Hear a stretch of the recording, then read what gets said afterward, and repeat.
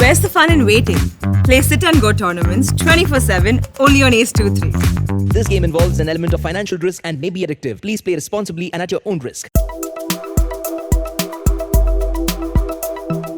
देश में भले ही कोरोना के मामले आज कम दर्ज किए गए हैं, लेकिन कई ऐसे राज्य हैं जहां अभी भी कोरोना केस कम नहीं हो रहे। देश भर की बात करें तो आज देश में 12,428 नए मामले सामने आए हैं और इस दौरान 356 लोगों की मौत हो गई है।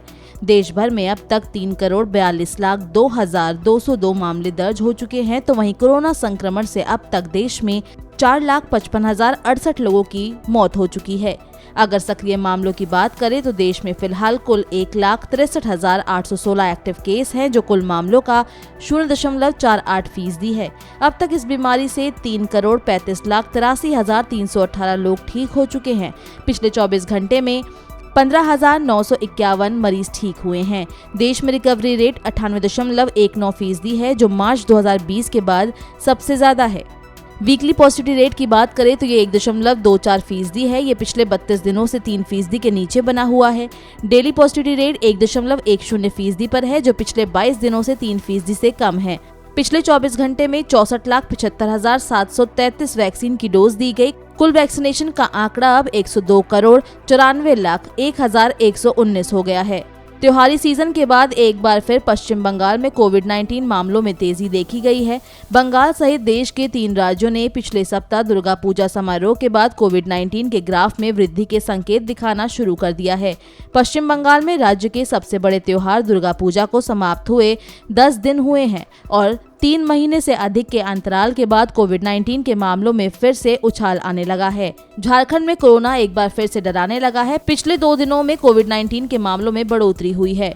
बता दें कि रांची के हटिया रेलवे स्टेशन पर रैपिड एंटीजन टेस्ट में एक साथ 55 यात्री कोरोना पॉजिटिव पाए गए थे। वहीं अब बिहार में कोरोना नियंत्रण को लेकर दूसरे राज्य से आने वाले यात्रियों की जांच करने और संक्रमित मिलने पर तुरंत क्वारंटीन करने का नियम लिया गया है। स्वास्थ्य विभाग की तरफ से कहा गया है कि दिवाली और छठ पूजा के मद्देनजर रेलवे स्टेशन, बस स्टैंड और राज्य के प्रवेश मार्ग स्थित चेक पोस्ट पर तैनात स्वास्थ्य कर्मी दूसरे राज्य से आने वालों की रैंडम जांच करेंगे। वहीं देश की राजधानी दिल्ली में कोरोना महामारी निचले स्तर पर है, लेकिन ये हालात ज्यादा दिन तक एक जैसे नहीं रहने वाले। विशेषज्ञों का कहना है कि त्योहारों के बाद कोरोना का असर दिखाई दे सकता है।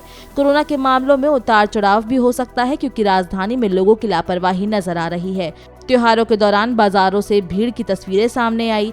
कोविड के नियमों की परवाह न करते हुए लोग भीड़ का हिस्सा बन रहे हैं, जिसकी वजह से अगले कुछ सप्ताह बाद संक्रमण में बढ़ोतरी हो सकती है। अभी दिवाली, भाई दूज और छठ पूजा जैसे कई बड़े त्योहार आने वाले हैं। विशेषज्ञों का कहना है कि कोरोना गाइडलाइन का सही तरीके से पालन किया जाए तो स्थिति कंट्रोल में रहेगी।